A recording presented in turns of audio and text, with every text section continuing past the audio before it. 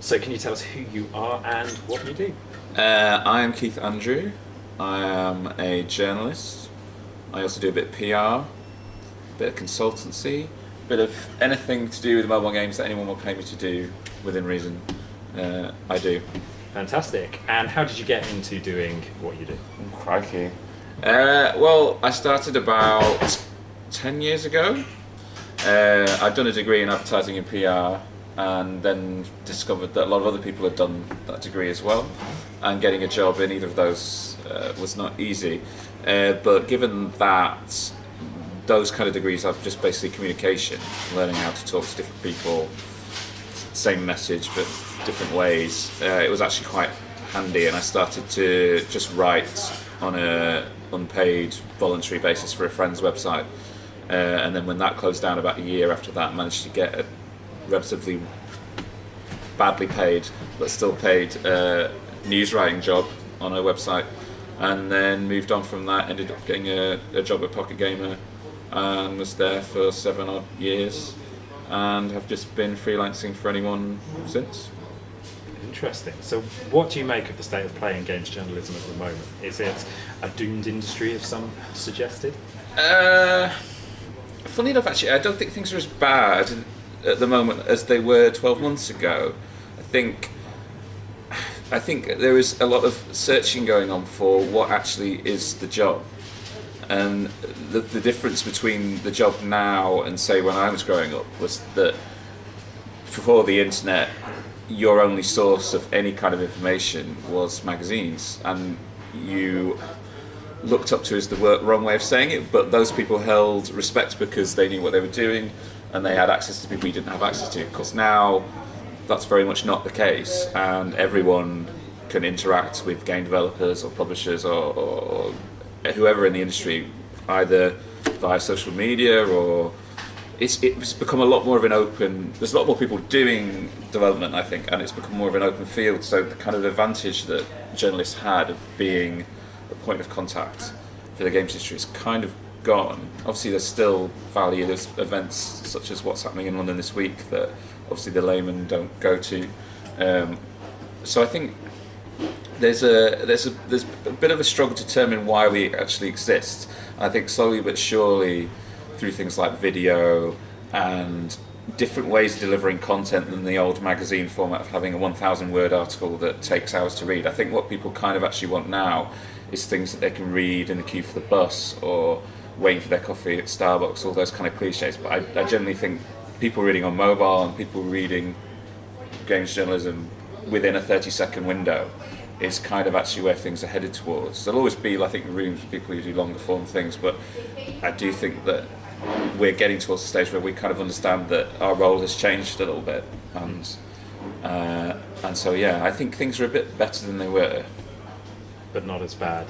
But still not great. not but, you know. not great, because I think the problem is it's bizarre that the journalists covering what is an area of tech and creativity and should be bleeding edge really are quite slow to adapt. And I think everyone thought when the transition went from magazines to the internet that that was done then, we were all sorted now. And I think there's been a secondary transition from those early websites to a new breed, to blogs, to the YouTubers, I think we're kind of in that stage now, and journalists find it really hard to break away from a routine that they're used to doing and used to work.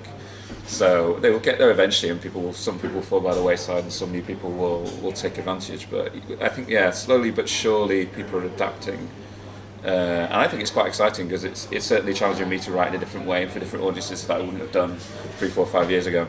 Yeah, sure. So imagine I'm a game developer. What advice would you give me for getting in touch with the press? My advice is always, people say different things. I've spoken about this for the last couple of years. I like the personal touch, and by that I don't mean being fake personal. I mean I hate email, absolutely hate email. If anyone sends me an email, it's very unlikely I'll reply.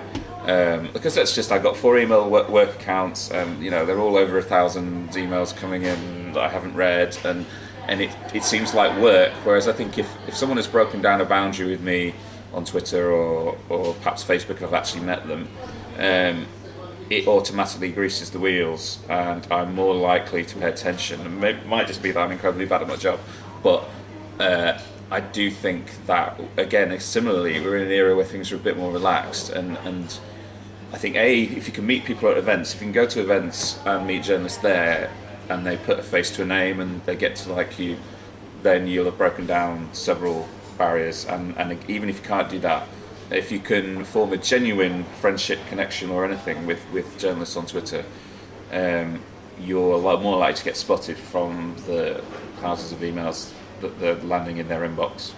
And one last question: what would be your advice for someone looking to get into games journalism?